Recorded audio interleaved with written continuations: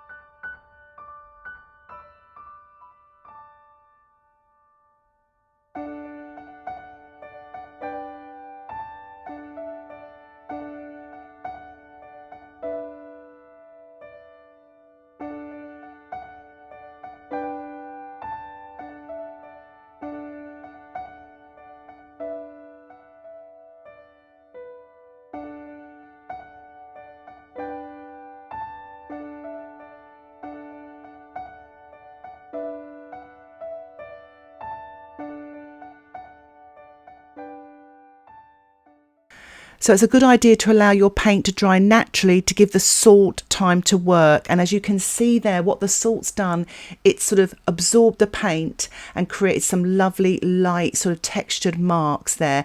Because the painting or the background was quite light, you're not going to get that bigger contrast. I didn't really want that. I want it to be quite soft and pale, but to create some textures there as well.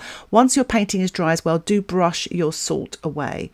So what I'm doing now is I'm using a little bit of any pink will do here, but I'm mostly using cobalt violet light and some ochre rose with a little bit of the violet as well, maybe a touch of ultramarine, and just working my way around these petals. I'm not really following all the rules I normally do. I'm just going to let things bleed into one another, keeping it really, really loose. I'm using size 8, 10 and my 14 round brush. As you can see here, I applied the pink paint and then dropped in that sort of purpley colour there as well. If you want to take the edge of the purple and make it look a little bit more neutral, not such a bright purple, just add a tiny bit of yellow ochre or raw sienna. So as you can see here, I'm just working my way around with the light pink first of all, and then dropping that sort of neutral violet colour in there, which is the violet with a touch of yellow ochre. I'm using a mapping pen here to scratch into the surface of the paper as well to create sort of those very thin vein marks on the petals. You can use a plastic card, the corner of a plastic card, to do that as well. I'm also lifting off with my paper towel. If the paint runs too much, lift off to sort of reserve your light. So this is the violet here, quite dark, and I'm painting this on wet on dry here. So I'm really trying to follow. If you look at the photograph there, that petal is very dark. So don't be afraid of the dark. Do paint that dark, and you can drop even more dark wet into wet. And I've just lifted off just at the bottom part of the petal there with my damp clean brush to create more light as well. And if you find that tricky, use the paper towel to assist you.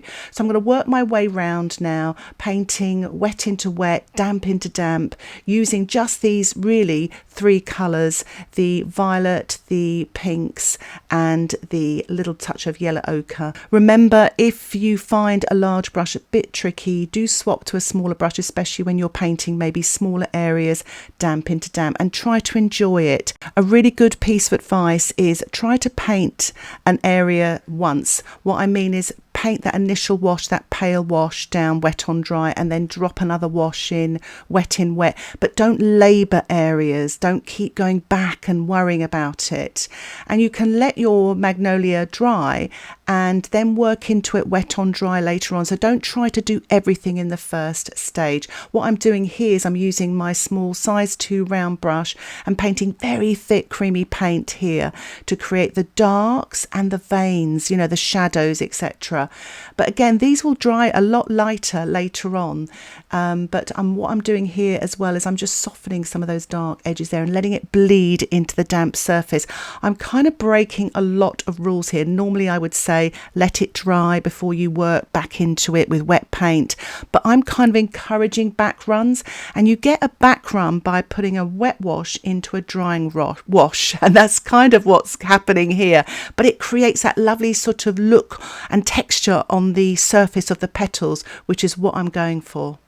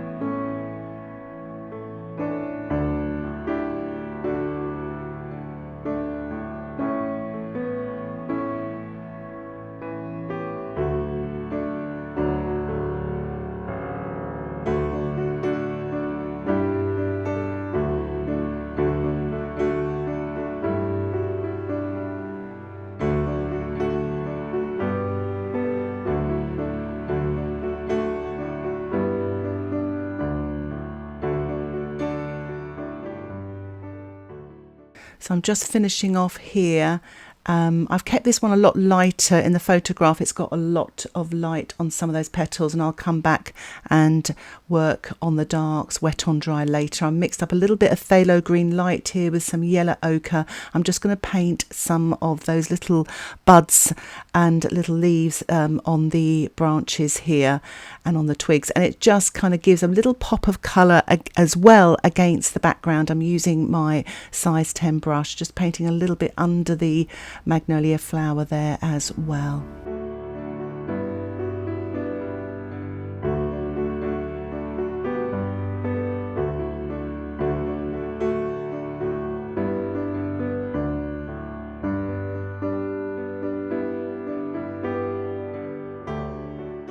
I'm actually spattering there with the green. I sometimes feel you can get a little bit of tight when you're painting, and sometimes spattering can loosen you up. So that's what I'm doing there.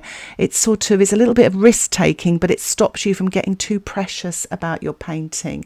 So I'm mixing up here a very, very dark colour for the stems and branches here, with a mixture of Lunar black, but you could use Paynes grey with some sepia or burnt umber with a touch of the violet.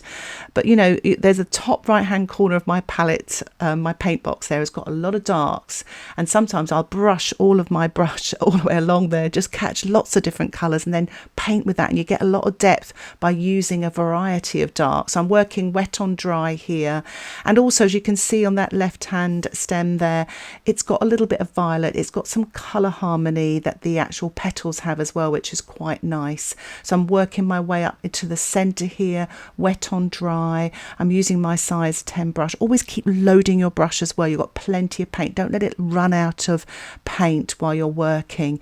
You can get a lot of control that way. Now I've got a splodge here. Now how to deal with a splodge? It happens to us all.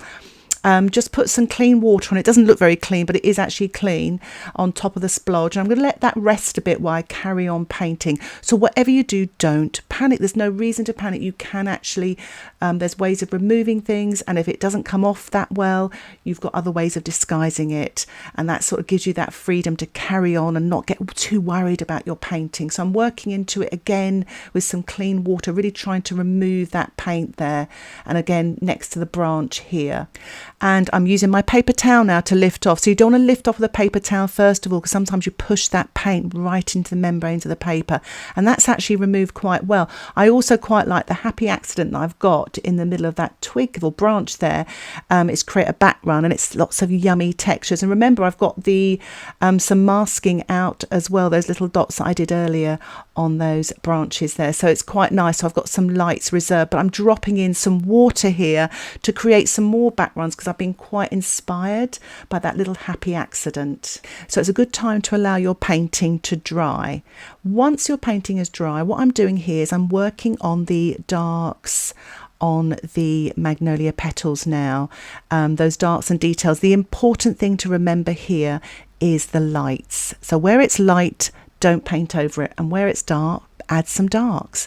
And I'm using the same sort of colours, the violet with a tiny touch of the yellow ochre, just to kind of take the edge off, or you can even use a little bit of burnt umber to do that, which I've done here. I'm painting the dark wet on dry here, and just to get some of these dark petals on this lovely bud in the middle, working wet on dry with my size 8 brush, and really trying to sort of find that dark shape in the petal there.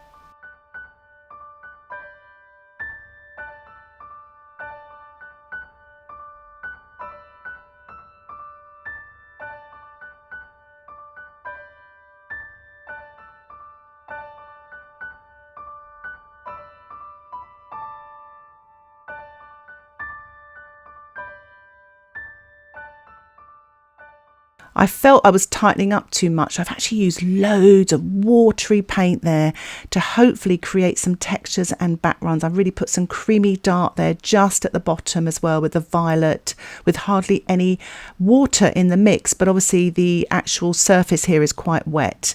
And I'm using the corner of my tube of Lunar black paint to scratch into the surface of the paper there, just to create some thin dark marks. It scores the paper. It is permanent, so only do it if you're sure. I'm tilting as well to sort of let it all run down into the branch there, and it actually looks quite effective. I've just wet that edge there just to soften it and lift it off with the paper towel.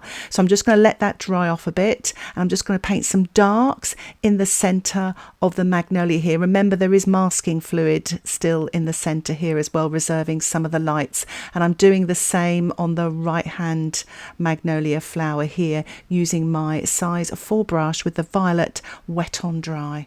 So I'm using my size 8 brush here. It's a wet brush, and I'm just sort of drawing out a bit of shadow. There's a bit of shadow in that little pocket there of petals all folded over, and I'm actually using some pink now, wet on dry, and then diluting my brush and just sort of reawakening that sort of almost dry paint that I applied there, and lots of water, creating sort of different sort of light, medium and dark sort of shadows there on the petal.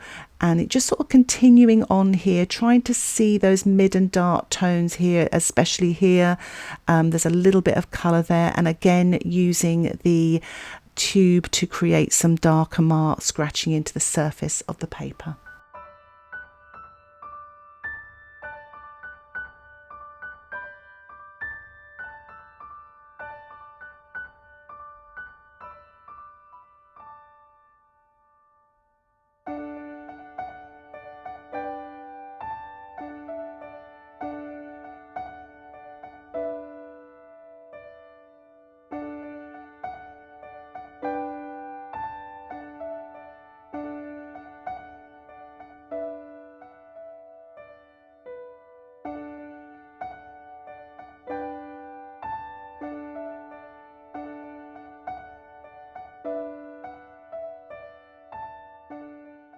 So just darkening up that petal there again and giving a little spatter, because I felt again I was sort of tightening up, so it's a good time to allow the painting to dry again. So I'm using a circle stencil here, some paper towel, some water and a natural sponge, and it's the bokeh technique, which is often used by photographers. I'm using it in my watercolour painting here, and I'm lifting off circles. Really, it's lifting off quite nicely. Just work your way with it with the sponge and the paper towel, and just try to be random with the sizes of the circles and also the positioning. I'm actually not going to do that many here, and there's a lot on the photograph, but where there's some splodges actually you don't like, you can lift those off as well, and make sure you just dab with your paper towel afterwards. There's no water sort of hanging about, and it's really, really lovely actually, this technique. It may not be for all, so you don't have to do this, but it is very effective and it creates a little bit of atmosphere as well.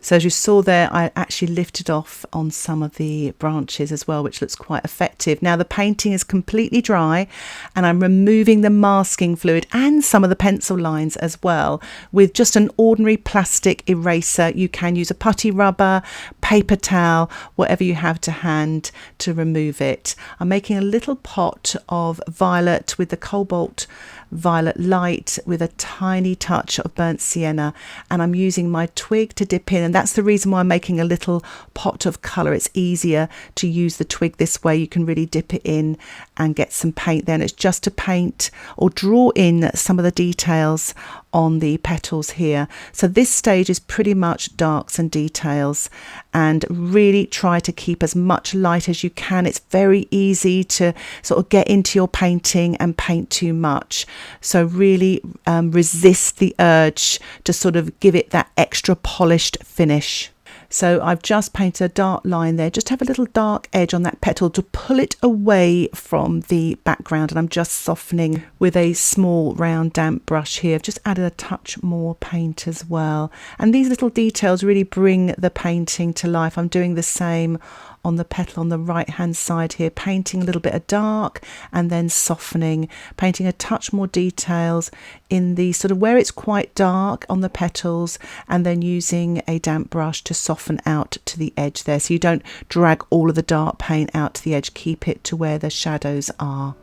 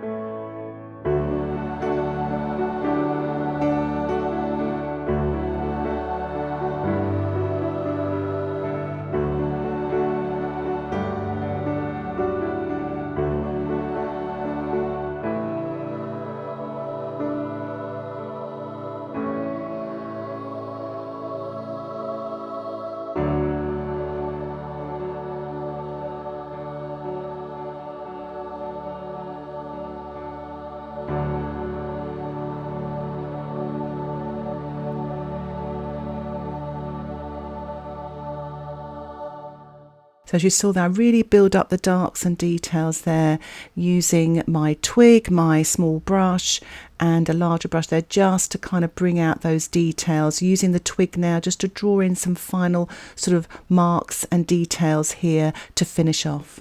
And in order to stop me from overworking this painting, which I really feel I was going to, I'm spattering with a little bit of the violet and pink colour there, and I'm signing my painting as well with my little size 2 brush there to finish off. Now I'm going to dry my painting. You can leave it there, but for those of you that didn't have any masking fluid, you can use, as what I'm using here, white gouache or white watercolour paint, size 2 brush here, and I'm just painting a few light areas. You may also have lost your light as well, so it's a really effective sort of tool in a way to get the light back, especially if you put a lot of work into your painting. So I hope you found that helpful. I forgot to paint this edge here on the petal, the way it curved over, so I'm just finishing off that little bit of detail. Sometimes it's worth just walking away from your painting, maybe removing the washi tape and having a look at it to see if you need to do any more, but I think I'll leave it there for now. Just final touches on the corner of this petal here, softening there and then lifting off with my paper towel. So here is the finished painting. I put a few more white highlights there. I'm really pleased with it. I absolutely love the background as well. So I really hope you enjoyed this tutorial. If you have any questions, please put them in the comments section below. And if you like this tutorial and you'd like to see more like it, don't forget to subscribe to my YouTube channel. If you want to learn more about watercolour painting, why not think about joining my Patreon membership? Details about that can be found in the description below. Thank you so much for watching. Happy painting. Bye for now.